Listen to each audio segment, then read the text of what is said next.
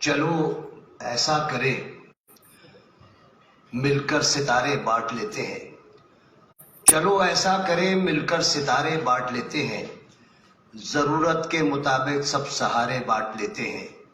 اور محبت کرنے والوں کی تجارت بھی انوکھی ہے، محبت کرنے والوں کی تجارت بھی انوکھی ہے، منافع چھوڑ دیتے ہیں خسارے بانٹ لیتے ہیں، اور اگر ملنا نہیں ممکن تو لہروں پر قدم رکھ کر ابھی دریائے الفت کے کنارے بانٹ لیتے ہیں، اور میرے دامن میں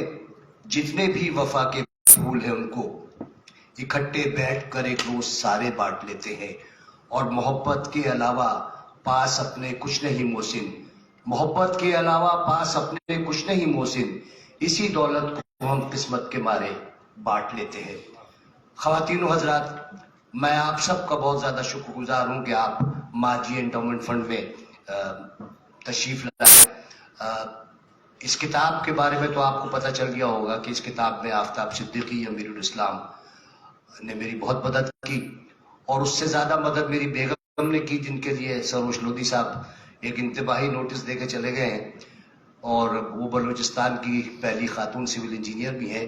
وہ صرف یہ بتانا رہ گئے تھے یا بتانا بھول گئے تھے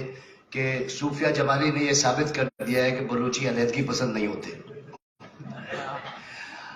اس کتاب کی تیاری میں آفتاب، امیر، صوفیہ،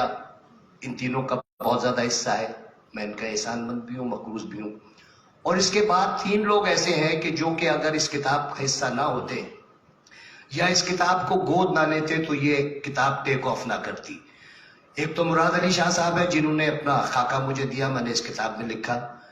سروش لودھی صاحب ہیں جنہوں نے بڑی مشکل سے اپنا خاکہ دیا اور میں نے لکھا۔ سہیل بشیر صاحب نے 10 ٹیلی فون میرے نہیں اٹھائے، پھر مجھے خود آنا پڑا، پھر میں نے خاکہ لکھا، اور اس کے بعد یہ ہوا کہ ان تینوں افراد نے میری یہ کتاب گود لے لی۔ گود لینے سے یہ ہوا کہ یہ دن دگنی اور رات چوگنی اس نے ترقی کی۔ میں ان سب کا احسان مند بھی ہوں اور مقروض بھی ہوں، لیکن یہ ایک ایسا قرض ہے کہ جس میں میں ڈیفالٹ کرنا چاہتا ہوں، میں اس کی واپسی نہیں چاہتا، یہ ان کا میں قرض رکھوں گا۔ عموماً جب فنڈ ریزرز کی تقریبات ہوتی ہیں تو مقرر آپ کو قبر کے حالات سے ڈرا کے آپ کی جیب سے پیسے نکلواتا ہے۔ وہ یہ کہتا ہے کہ اگر تم مر گئے تو، اور تم نے اگر گناہ کیے ہیں یا کوئی نیک کام تم نے نہیں کیا، تو قبر کی پہلی رات تمہارے جسم سے سانپ اور بچھو لپٹیں گے، اور دوسری رات تمہاری قبر میں کیڑے پڑیں گے، اور تیسری رات زمین دونوں طرف سے سمٹے گی اور تم کو چٹک کے رکھ دے گی، تم سے انتقام لے گی۔ میں چونکہ محبت کے لیے یہ سمجھتا ہوں کہ دنیا کی واحد چیز ہے جس کو آپ جتنا ڈیوائیڈ کریں یہ اتنا ہی ملٹیپلائی ہوتی ہے،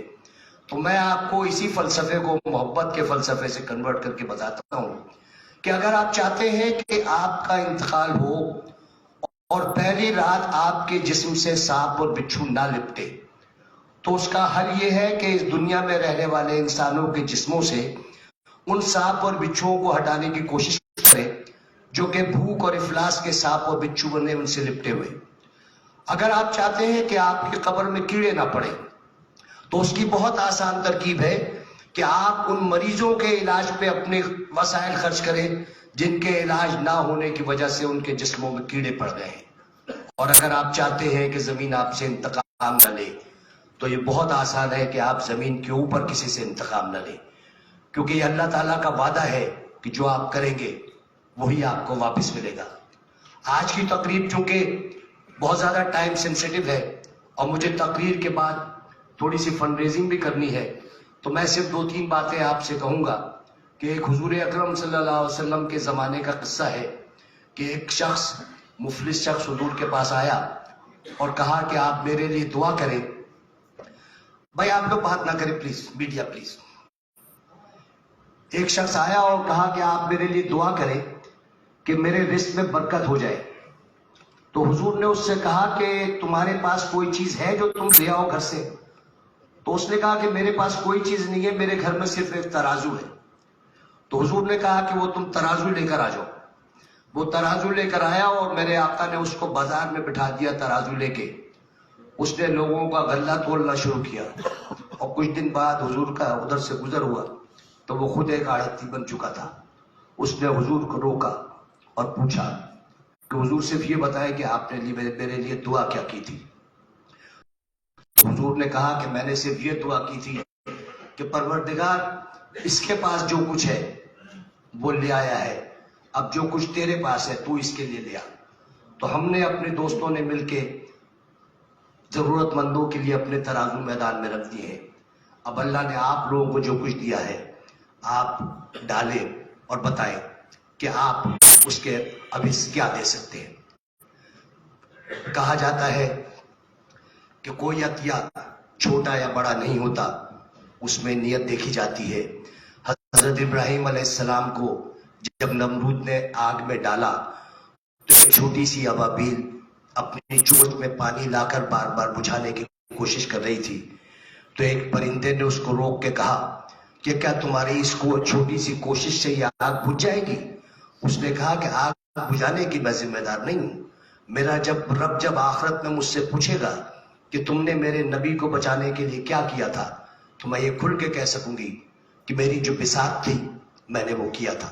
تو آپ لوگوں کی بھی جو بساط ہے آپ وہ کریں، ماجی انڈومنٹ فنڈ میں حصہ ڈالیں، بچوں کو پڑھائیں۔ ہمارا ملک جس قسم کا ملک ہے یہ غریبوں کا ملک ہے، اوپر کے حالات جیسے بھی ہوں غریب ہمیشہ غریب ہی رہتا ہے، اور صرف تعلیم ہے جو ان کو اس غربت سے نکال سکتی ہے۔ یہاں جتنے سارے لوگ بیٹھے ہوئے ہیں یقینی طور پہ وہ 50 سال پہلے وہاں نہیں تھے جہاں آج ہے، 40 سال پہلے وہاں نہیں تھے جہاں آج ہے۔ تو میں آپ سب کی طرف سے نعت کے چند اشعار پر تقریر ختم کروں گا اور اس کے بعد فنڈ ریزر شروع کروں گا کہ جتنا دیا سرکار نے مجھ کو اتنی میری اوقات نہیں ہے، جتنا دیا سرکار نے مجھ کو اتنی میری اوقات نہیں ہے، یہ تو کرم ہے ان کا ورنہ مجھ میں کوئی بات نہیں ہے، اور منکر ہے جو ان کی عطا کا، کوئی اس سے جا کے پوچھے کون ہے ایسا گھر کے جس میں اس در کی خیرات نہیں ہے، اور عشق شہ بتا سے پہلے مفلس اور خستہ حال تھا میں، اور نام محمد کے میں قربان، اب ویسے حالات نہیں۔